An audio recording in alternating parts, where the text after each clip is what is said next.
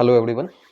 सो wealth management का एक important aspect होता है टैक्स प्लानिंग। सो क्या हमें लिटरली इस बार अगर हमारा इनकम 12 लाख रुपए से कम हुआ है तो हमें लिटरली जीरो टैक्स भरना पड़ेगा? इस पे हम लोग चर्चा करेंगे। एक्चुअली ये कॉमन मिसकंसेप्शन लोगों के माइंड में अभी चल रहा है कि हाँ, उनका इनकम सारे सोर्सेज से जो है वो 12 लाख रुपए से कम हुआ है तो न्यू टैक्स रिजीम के अंडर में उनको जीरो टैक्स भरना पड़ेगा।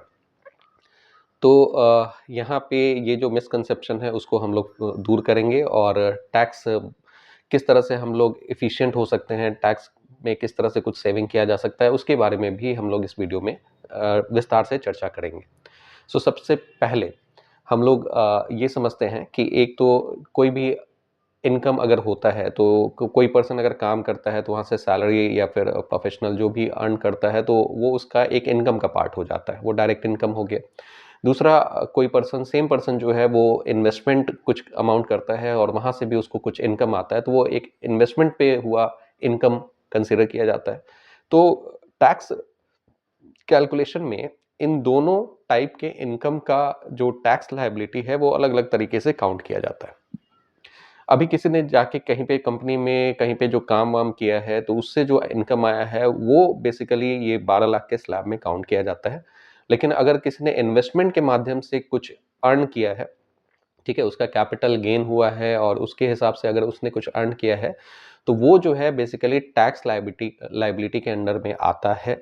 वो आपके इस 12 लाख रुपए के अंदर में सेट ऑफ नहीं किया जा सकता है।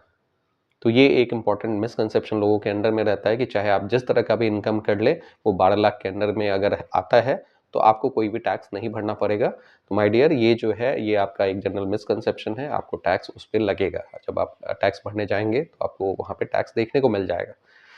तो अब इस पे थोड़ा डिटेल में हम लोग चर्चा करते हैं। तो बेसिकली इन्वेस्टमेंट जो आपका जनरल पार्ट है इनकम का, डायरेक्ट इनकम है जो आप कहीं पे काम करके सैलरी के तौर पे या फिर प्रोफेशनल तौर पे अर्न करते हैं, तो वो तो डायरेक्ट इनकम का पार्ट है, वो 12 लाख के हिसाब से सारा चीज़ चलता है। अभी हमारा जो डिस्कशन है इस वीडियो का वो इन्वेस्टमेंट पार्ट पे जो इनकम है उसको हम लोग किस तरह से टैक्स के हिसाब से एफिशिएंट कर सकते हैं, उस पर कैसे हम लोग टैक्स बचा सकते हैं, उस पर हम लोग बात करेंगे। तो पहले तो हम लोग समझ लें कि इन्वेस्टमेंट से जो इनकम आता है वो किस तरह के बेसिकली कैटेगरी में हमें देखने को मिलता है। तो बेसिकली दो तरह के इन्वेस्टमेंट होते हैं, एक तो शॉर्ट टर्म इन्वेस्टमेंट होता है, एक लॉन्ग टर्म इन्वेस्टमेंट होता है। यहाँ पे जो भी हम लोग डिस्कशन कर रहे होते हैं वो इक्विटी, म्यूचुअल फंड, बॉन्ड्स, इन सब इन्वेस्टमेंट के हिसाब से नॉर्मली हम लोग बात कर रहे होते हैं। तो इन इंस्ट्रूमेंट्स में इन्वेस्टमेंट की अगर हम लोग बात करें तो अगर कोई भी इन्वेस्टमेंट 1 साल से ज़्यादा के समय के लिए होता है तो उस तरह के इन्वेस्टमेंट को हम लोग लॉन्ग टर्म इन्वेस्टमेंट कहते हैं। और उस तरह के अमाउंट पे, उस तरह के इन्वेस्टमेंट पे अगर कोई गेन होता है तो उसको हम लोग लॉन्ग टर्म कैपिटल गेन कहते हैं। और उस पे जो टैक्स लगता है उसको हम लोग long term capital gain tax कहते हैं। ऐसे ही अगर हम लोग कोई भी इन्वेस्टमेंट 1 साल से कम ड्यूरेशन के लिए करते हैं तो वो हमारा शॉर्ट टर्म इन्वेस्टमेंट कहा जाता है। और उस पे अगर कुछ गेन हमें देखने को मिलता है तो वो हमारा शॉर्ट टर्म कैपिटल गेन होगा। और उस पे अगर कोई टैक्स बनता है तो वो हमारा short term capital gain tax होगा। तो इन पे किस तरह के टैक्सेस लगते हैं उसके बारे में भी हम लोग बात करें। तो लॉन्ग टर्म, अब जैसे मान लीजिए कि किसी ने 10 लाख रुपए इन्वेस्ट किया, ठीक है, और वो लंबे समय तक के लिए उसने होल्ड किया और उसका 10 लाख का अमाउंट जो है वो 15 लाख रुपए हो गया, ठीक है, तो 5 लाख रुपए का कैपिटल गेन हुआ। तो जो कि लंबे समय यानी कि 1 साल से ज़्यादा ड्यूरेशन के लिए उसने होल्ड किया और वो 5 लाख का गेन पे बैठा हुआ है। तो बेसिकली वो 5 लाख रुपए जो है वो लॉन्ग टर्म कैपिटल गेन पे काउंट होगा और उस पे टैक्स जो है वो 12.5% के रेट से एप्लीकेबल होगा। So long term capital gain पे 12.5% का टैक्स गवर्नमेंट ने प्रपोज किया, बेसिकली लगाया हुआ है। अब यही चीज़ अगर हम लोग शॉर्ट टर्म के हिसाब से देखें तो अगर सेम पर्सन किसी ने 10 लाख रुपए इन्वेस्ट किए हुए हैं और वो जो है 1 साल के अंडर में ही बढ़ के समहाउ वो 15 लाख रुपए हो गया है, तो 5 लाख रुपए यहाँ पे जो है वो चूंकि 1 साल से कम का इन्वेस्टमेंट किया गया था और उसने सेल आउट कर दिया है उसको, तो उसको 5 लाख का नेट जो है कैपिटल गेन हुआ है। बाय द वे, जब तक आप इसको सेल आउट नहीं करते हैं तब तक वो कैपिटल गेन माना नहीं जाता है। अब जैसे 10 से 15 लाख हुआ और आप 15 लाख रुपए आपने पूरा का पूरा जो भी इक्विटी या म्यूचुअल फंड था आपने पूरी तरह से उसको सेल आउट कर दिया, तो जाके वो माना जाएगा कि हाँ आपने उसको रियलाइज कर लिया है, वो आपके अकाउंट में आ चुका है। तो एक्स्ट्रा जो 5 लाख रुपए है यानी कि टोटल 15 लाख आप उस वहाँ से विड्रॉ कर चुके हैं। तो अगर ये आप 1 साल के अंडर में विड्रॉ किए हुए हैं तो ये जो 5 लाख रुपए होगा वो आपका शॉर्ट टर्म कैपिटल गेन कहा जाएगा और इस पे फ्लैट 20% के रेट से टैक्स लगेगा। तो इस हिसाब से अगर आप देखेंगे तो शॉर्ट टर्म के हिसाब से 5 लाख रुपए पे आपका सीधे 1 लाख रुपए जो है वो टैक्स में चला जाएगा। आपका इनकम चाहे कुछ भी हुआ हो, चूंकि ये इन्वेस्टमेंट के पार्ट पे किया गया इनकम है, तो ये आपका 1 लाख रुपए जो है वो फ्लैट टैक्स आपको भरना पड़ेगा। मे बी अगर आपका इनकम 10 डायरेक्ट इनकम 10 लाख रुपए भी रहा हो, फिर भी आपको यहाँ पे 1 लाख रुपए टैक्स भरना पड़ेगा, ठीक है, क्योंकि ये इन्वेस्टमेंट पे किया गया इनकम है और ये जो है वो स्लैब वाले इनकम स्लैब वाले पार्ट में काउंट नहीं किया जाता है। इन्वेस्टमेंट में किया गया इनकम जो है वो इनकम टैक्स स्लैब वाले पार्ट में इसको काउंट नहीं किया जाता है, इसको अलग से लगाया जाता है। आप ये समझे। हालांकि लॉन्ग टर्म कैपिटल गेन जो होता है उस पे कुछ एग्जम्पशन गवर्नमेंट में दे रखा है। वहाँ पे जैसे ये मेंशन किया जाता है कि अगर आपका जो भी इनकम जैसे 10 लाख 15 लाख रुपए हो गया और 1 साल बाद आपने उसको सेल आउट करके पूरा 15 लाख अपने अकाउंट में मंगा लिया है, तो वहाँ पे 5 लाख रुपए जो है आपका लॉन्ग टर्म कैपिटल गेन है। तो वहाँ गवर्नमेंट का जो नॉर्म है वो ये है कि जो 5 लाख रुपए है उसमें से 1.25 लाख रुपए जो है यानी कि 1.25 लाख रुपए तक का लॉन्ग टर्म कैपिटल गेन जो है वो एग्जम्प्टेड है, उस पर कोई टैक्स नहीं लगेगा। लेकिन जो वहाँ पे रिमेनिंग 4.25 लाख रुपए जो होगा, सॉरी, रिमेनिंग वहाँ पे आपका 3,75,000 3.25 लाख रुपए जो होंगे उस पे जो है आपका लॉन्ग टर्म कैपिटल गेन जो है वो लगेगा 12.5% के रेट से। तो इस पर्टिकुलर इन्वेस्टमेंट के इनकम को डायरेक्ट बचा पाना जो होता है वो काफ़ी मुश्किल होता है अनटिल एंड अनलेस आप बहुत ध्यान से उसको प्लान ना करें, यानी बहुत शुरुआत से अगर आप उसको प्लान करके ना चले तो फिर ये वाला टैक्स जो है आप पे एप्लीकेबल होगा।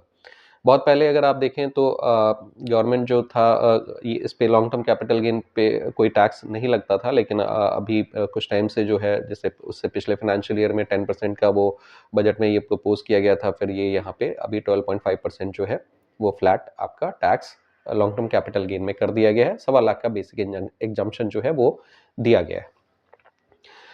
अब यहाँ से आपको समझ में आ गया कि भले आपकी सालाना इनकम जो है 5 लाख रुपए हुई हो डायरेक्ट इनकम, अगर आपने कहीं पे कंपनी में काम किया है और आपकी इनकम में भी मान लेते हैं कि 6 लाख रुपए आपने कमाया है, 50,000 रुपये आपकी मंथली सैलरी है और आपने 6 लाख रुपए कमाया है और आपने 1 साल से ज़्यादा वहीं इन्वेस्टमेंट करके आपने जो है 10 लाख को 15 लाख जो था, 10 लाख से जो 15 लाख हुआ था वो आपने अकाउंट में मंगा लिया है, 1 साल बाद के हिसाब से उसको आपने मंगा लिया है और 5 लाख का मान लीजिए आपका लॉन्ग टर्म कैपिटल गेन है, तो 6 लाख प्लस 5 लाख 11 लाख रुपए आपका हो गया।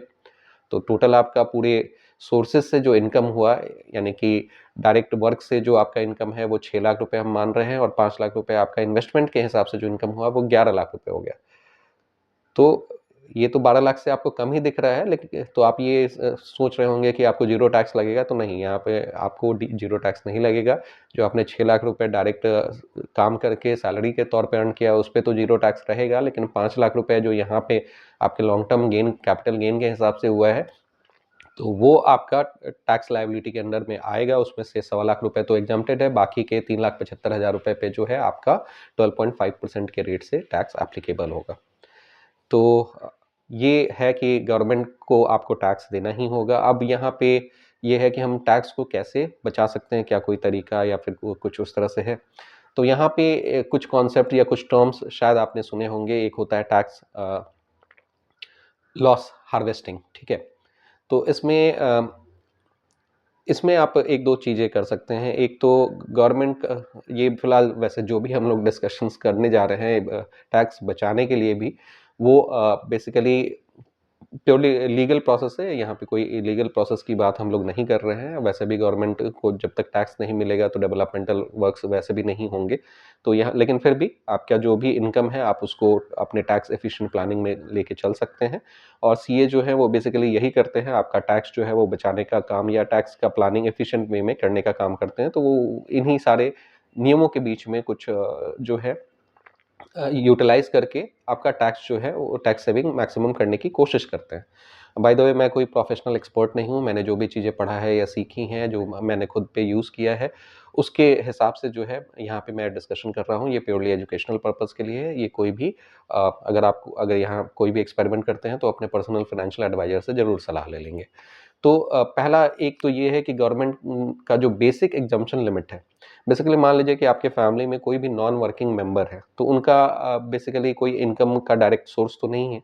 तो अगर उनके नाम पे आप इन्वेस्टमेंट कर रखे हैं शॉर्ट टर्म या लॉन्ग टर्म, अगर मान लीजिए उनको उनके पैन के हिसाब से गेन अगर होता है, तो वहाँ पे बेसिक एग्जम्पशन लिमिट के अकॉर्डिंग जो होगा कोई टैक्स नहीं लगेगा। तो ओल्ड टैक्स रिजिम के अकॉर्डिंग देखें तो 2.5 लाख रुपए जो है वो बेसिक एग्जम्पशन लिमिट सेट किया गया था, यानी 2.5 लाख रुपए का किसी भी तरह का इनकम हो, चाहे वो डायरेक्ट या इनडायरेक्ट या इनकम इन्वेस्टमेंट के पॉइंट ऑफ व्यू से अगर कोई इनकम हुआ हो और वो 2.5 लाख रुपए के अंडर में है, तो 2.5 लाख रुपए तक का कोई किसी भी तरह का इनकम सम टोटल जो है वो एग्जम्प्टेड है, उस पर कोई भी टैक्स नहीं लगेगा। न्यू टैक्स रिजिम में ये 4 लाख रुपए हो गया है कि अगर कोई भी मेंबर ऐसा है जिसका जो हर तरह का सोर्स, चाहे वो डायरेक्ट जॉब से उसका इनकम प्लस इन्वेस्टमेंट से उसका इनकम जो है वो 4 लाख रुपए से अगर कम रह जाता है, तो 4 लाख रुपए तक का जो है स्लैब जो है वो पूरी तरह से टैक्स एग्जम्प्टेड है, उस पर कोई भी टैक्स नहीं लगेगा। तो आप इस एक नियम का जो है यूटिलाइज करके बेसिकली आप अपने सारे फैमिली मेम्बर्स को इन्वॉल्व करके अपने वेल्थ मैनेजमेंट के जर्नी को या वेल्थ मैनेजमेंट के सिस्टम को बेटर वे में कर सकते हैं। वैसे भी आपके घर में हर एक फैमिली में कुछ ऐसे मेंबर्स जरूर रहते हैं जिनका रिस्पॉन्सिबिलिटी आपके ऊपर में होता है और आप जो है चाहते हैं कि उनकी मदद करें। तो आप अगर वो मेजर मेंबर हैं यानी कि 18 प्लस हैं, तो आप उनके नाम पे जो है बेसिकली पैन वगैरह तो आप खुलवा ही दें और उनके नाम पे या डायरेक्ट आप इन्वेस्ट करने लगे, बजाय कि आप अपने पैन पे जो है इन्वेस्टमेंट आप करें। बेहतर है कि आप उनके डीमैट के हिसाब से जो है आप इन्वेस्टमेंट करना शुरू कर दें, क्योंकि वो अभी फ़िलहाल नॉन वर्किंग है और उनके हिसाब से जब बेसिकली वो लोग जब अर्न करेंगे या वहाँ पे जो भी कैपिटल गेन होगा, तो 4 लाख रुपए तक का न्यू टैक्स रेजिम में पूरी तरह से एग्जम्प्टेड आपको मिल जाएगा। तो 4 लाख रुपए तक का कैपिटल गेन का मतलब एक अच्छा खासा अमाउंट हो जाता है और अगर आप टैक्स बचा पा रहे हैं तो डेफिनेटली ये एक मिडिल क्लास इनकम ग्रुप में कुछ भी अमाउंट अगर सेव होता है तो वो बेटर ही कंसिडर किया जाता है। तो आप एक रूल का जो है इस्तेमाल कर सकते हैं। इसके अलावा दूसरा जो एस्पेक्ट होता है टैक्स बचाने का, वो होता है टैक्स लॉस हार्वेस्टिंग। तो इसमें क्या किया जा सकता है, जैसे बहुत बार जब हम लोग इन्वेस्टमेंट करते हैं इक्विटी म्यूचुअल फंड और बॉन्ड्स वगैरह, इन सब में जब इन्वेस्टमेंट करते हैं, स्पेशली इक्विटी इन्वेस्टमेंट की अगर हम लोग बात करते हैं, डायरेक्ट शेयर्स वगैरह जो हम लोग परचेज करते हैं या सेल करते हैं, तो उसमें कई बार होता ये है कि हम लोग उसको सेल आउट जो कर रहे होते हैं, ठीक है, तो वहाँ पे लॉस भी हमें बहुत समय तक के लिए दिख रहा होता है। अगर हमारा स्टॉक पिकिंग बढ़िया नहीं हुआ है तो काफ़ी समय तक उसमें लॉस भी दिख रहा होता है। तो हम ये कर सकते हैं कि वहाँ से जो लॉस है वो हम लॉस ले लें और प्लस जो प्रॉफिट हुआ है वो प्रॉफिट ले लें। और तो होता ये है कि नेट जो प्रॉफिट या फिर जो लॉस होता है उसको हम इनकम टैक्स के हिसाब से हम उसको दिखा सकते हैं। जैसे मान लीजिए कि कहीं से 1 लाख रुपए प्रॉफिट हुआ और 50,000 रुपए कहीं पे लॉस दिख रहा है, तो दोनों अगर हम एक साथ बुक कर देते हैं तो होगा क्या कि 1 लाख का प्रॉफिट, 50,000 का लॉस, तो नेट मेरा प्रॉफिट उस फाइनेंशियल ईयर में 50,000 रुपए काउंट होगा और उसके अकॉर्डिंग ही हम मेरा जो है टैक्स लगेगा। तो ये काम भी कर सकते हैं। बहुत बार होता क्या है कि हम लोग जो है लॉस लेके बैठे रहते हैं, हमारा जो डीमैट अकाउंट है उसमें जो है बहुत सारे शेयर्स ऐसे दिखते हैं जो कि एकदम से रेड जोन में ही दिखते रहते हैं पूरे टाइम, सालों साल हम उसको रेड जोन में लेके बैठे रहते हैं। बेटर ये है कि हम उसको क्या करें, उसको बेसिकली टैक्स प्लानिंग के अकॉर्डिंग हम लोग रख लें। उसको अगर हम लोग एक टाइम अगर बुक कर देते हैं, मे बी अगर उसको हमें होल्ड करना है तो 1-2 दिन के बाद में वापस से उस सेम शेयर को परचेस कर लें, सेम प्राइस पे हमें लगभग मिल जाएगा। तो उसके हिसाब से बहुत ज़्यादा डेविएशन नहीं होगा और टैक्स अकाउंटिंग में ये चीज़ें हम लोग यूटिलाइज़ कर सकते हैं। तो ये 2 एस्पेक्ट जो हैं वो आप टैक्स बचाने के हिसाब से कर सकते हैं। बाकी आपके अगर कुछ पीस ऑफ सजेशन है तो आप नीचे कमेंट बॉक्स में मेंशन कर सकते हैं ताकि दूसरों को भी उसका बेनिफिट मिल जाए। और इसके अलावा अगर आपको लगता है कि यहाँ से कुछ आपका बेटर इनपुट मिले हैं तो आप इस वीडियो को लाइक कर सकते हैं, इस चैनल को सब्सक्राइब कर सकते हैं। अगर आपके कुछ क्वेरीज भी हैं तो नीचे कमेंट बॉक्स में मेंशन करें। Thank you very much for your participation.